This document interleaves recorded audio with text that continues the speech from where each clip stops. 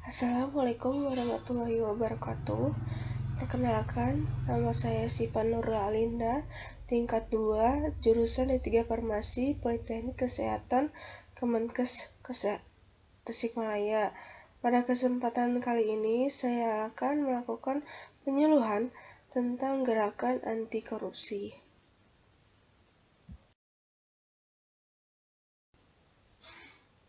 Terlebih dahulu, kita harus mengetahui apa sih itu korupsi.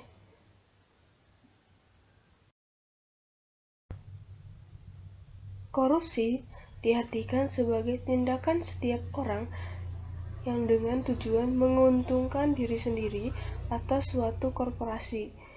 Korupsi juga menyalahgunakan kewenangan, kesempatan, dan kedudukan yang dapat merugikan keuangan negara dan perekonomian negara. Korupsi merupakan ancaman global di dunia dikarenakan adanya penyalahgunaan kekuasaan oleh pemerintah atau pihak-pihak terkait untuk kepentingan pribadi yang sangat merugikan. Indonesia merupakan negara yang identik dengan tindakan korupsi. Hal ini disebabkan oleh buruknya moral para pemimpin bangsa yang melakukan penyimpangan terhadap kepercayaan masyarakat.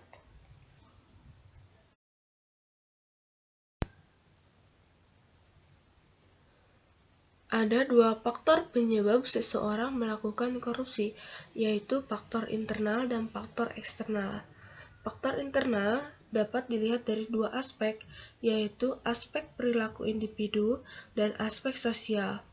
Nah, dalam aspek perilaku individu, seseorang akan melakukan korupsi apabila dia memiliki sifat tamak dan rakus, kemudian moral yang kurang kuat atau baik, dan gaya hidup yang konsumtif. Kemudian dari faktor eksternal dapat dilihat dari beberapa aspek dari luar diri pelaku, seperti aspek sikap masyarakat terhadap korupsi, aspek ekonomi, aspek politis, dan aspek organisasi.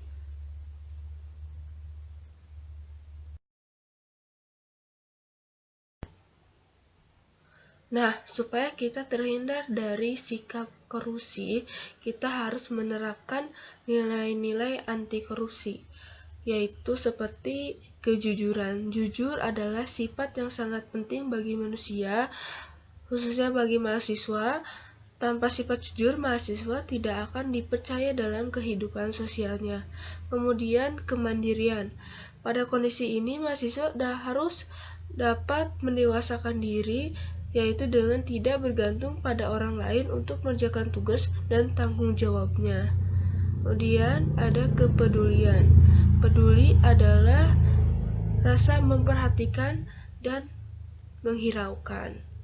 Kemudian kedisiplinan. Kata disiplin adalah ketaatan atau kepatuhan pada peraturan. Dalam mengatur kehidupan kampus baik akademik maupun sosial, mahasiswa perlu hidup disiplin. Nah, kemudian tanggung jawab.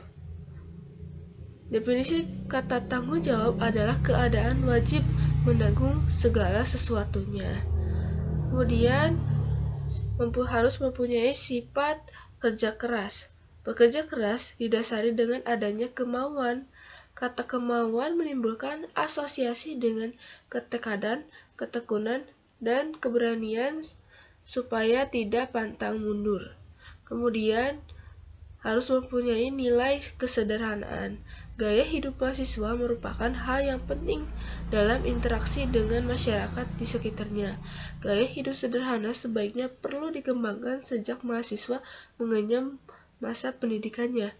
Dengan gaya hidup sederhana, setiap mahasiswa dibiasakan untuk tidak boros, tidak sesuai dengan hidup dengan sesuai dengan kemampuannya, dan dapat memenuhi semua kebutuhannya. Kemudian mempunyai sifat keberanian. Rasa percaya diri sendiri adalah mutlak perlu, karena mahasiswa harus memelihara rasa percaya pada diri sendiri secara terus-menerus, supaya bisa memperkuat sifat-sifat yang lainnya. Kemudian terakhir yaitu keadilan.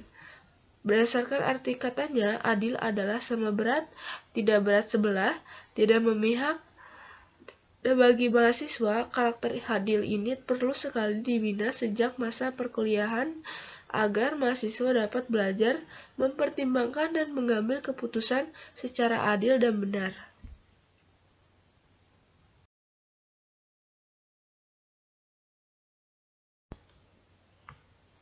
Nah, selain menerapkan nilai-nilai anti korupsi kepada diri sendiri, kita harus juga menerapkan prinsip-prinsip anti korupsi. Nah, prinsip ini itu yaitu kewajaran, kebijakan, akuntabilitas, kontrol kebijakan, dan transparansi.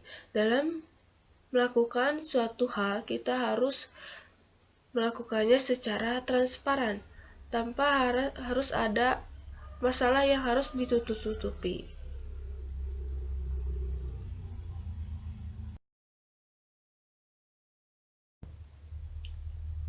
Berikut ini merupakan perilaku yang kurang baik dari korupsi, yaitu seperti menitipkan absen, kemudian datang terlambat, dan pada gambar dapat dilihat ada beberapa kelompok yang melakukan korupsi secara suap melalui uang.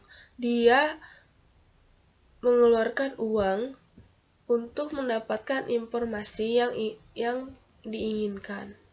Dan hal itu merupakan tindakan korupsi. Nah, pada gambar yang di bawah yaitu merupakan tindakan atau sikap yang baik untuk mahasiswa yang dapat dicontoh. Contohnya yaitu ada seorang laki-laki yang belajar giat di perpustakaan, kemudian ada seorang perempuan yang sering menabung.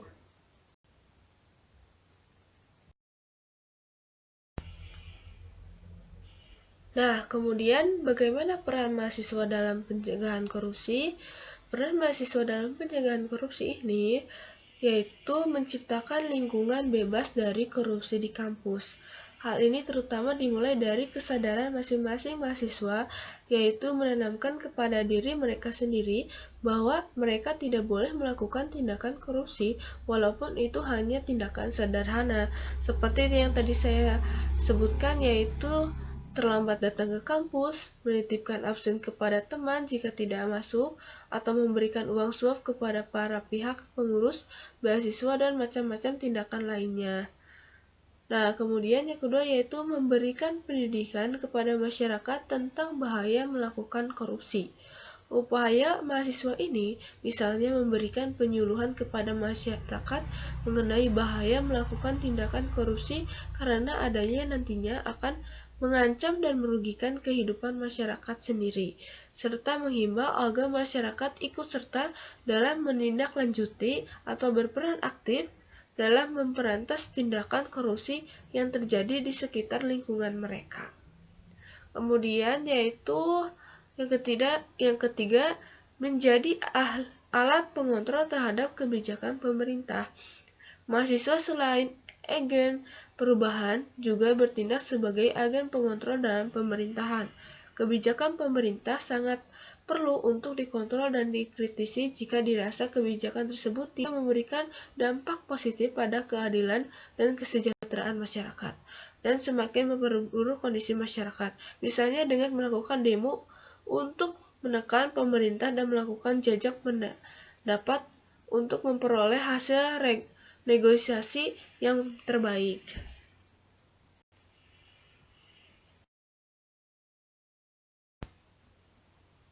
Nah, korupsi berawal dari hal-hal kecil yang kita belum sadari.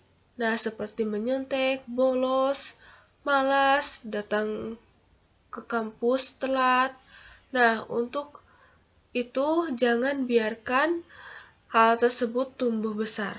Maka hentikan korupsi sejak dini dan hentikan korupsi di era ini.